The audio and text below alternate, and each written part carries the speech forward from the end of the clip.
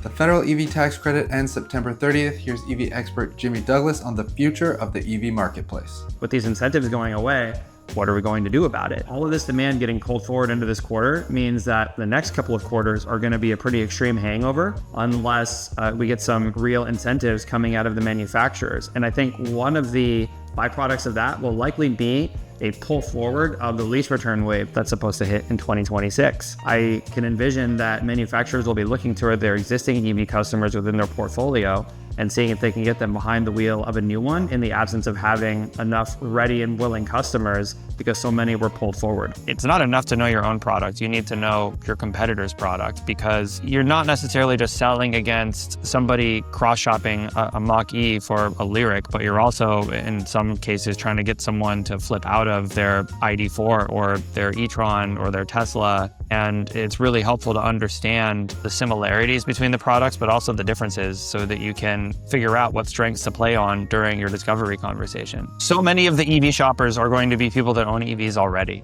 So becoming really familiar with those products, particularly with the Tesla product line, the different software-enabled features, how to properly put an appraisal on one. That is one area where Plug helps. It can sort of set you apart because a lot of EV owners who are attempting to trade in their vehicle are oftentimes feeling like the buying dealer does not have an appreciation for what makes that vehicle unique. And that's because most of the appraisal tools out there are not built for EV-specific nuances. So if somebody spent an extra $8,000 to $15,000 on a software-enabled feature that does not present itself when the vehicle is decoded purely by the VIN, or if another customer that took extra care to baby their high-voltage battery pack and never charge above 80%, very seldom DC fast-charged, if they feel that a dealer is taking these factors under consideration when appraising their car, then they're a lot more likely to move forward with the trade-in from what we've seen.